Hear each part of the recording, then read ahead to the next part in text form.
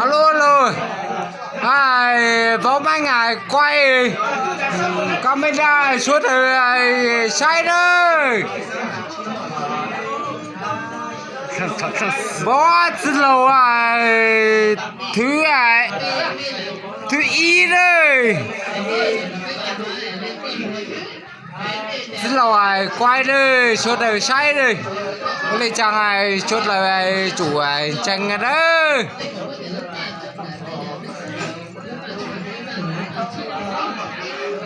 Cho tôi lên đi.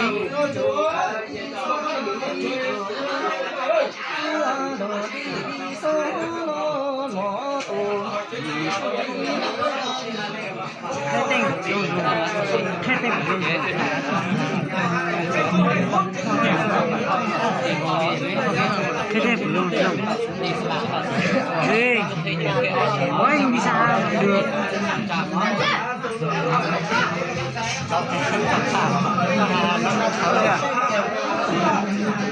기법한 뭐지?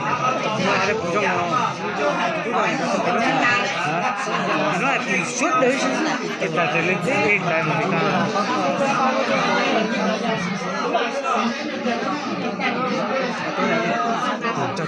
ít mà nó trời ơi đi giỏi quá.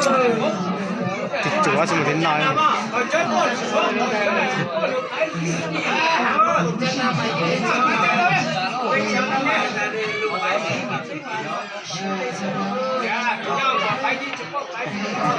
có cột chênh không?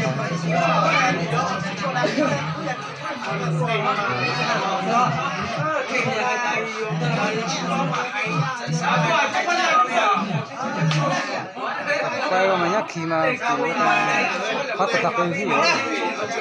Quay cột xong rồi kia tập cái này.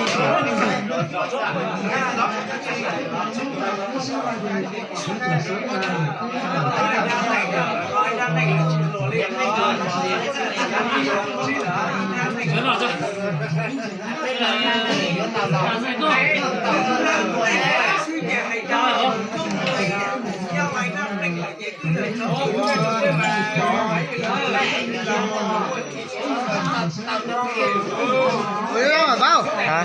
Có phóng mình không á? Dạ. Mình tận táo. Có kinh không?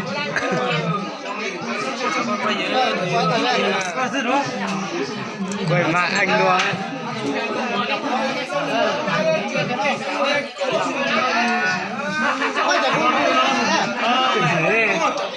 Trong đó xuống nhá.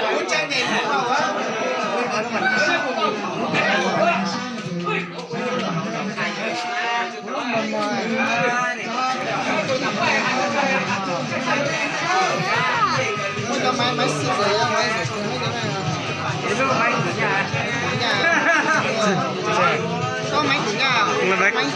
sao nó đã chơi à lúc chơi nhau thôi mà lúc cầm lại một hai sống này có chơi à ha mấy cái tiền này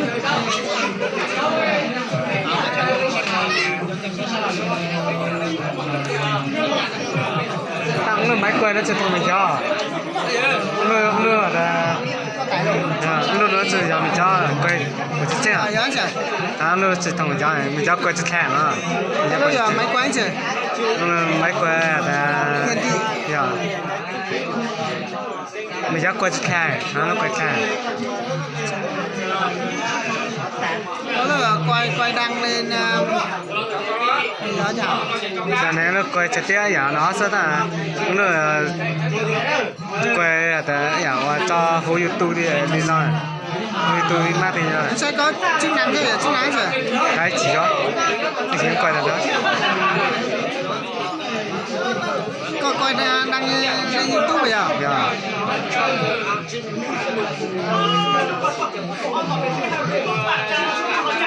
6 phút mà lo mà rồi còn 2 phút 15 phút làm mà nó quay lại mà quay tao cũng sai nào sai tạm hiện tại tôi lười chứ mà trái sao có được có giá được cái giàu mà sẽ có chức năng gì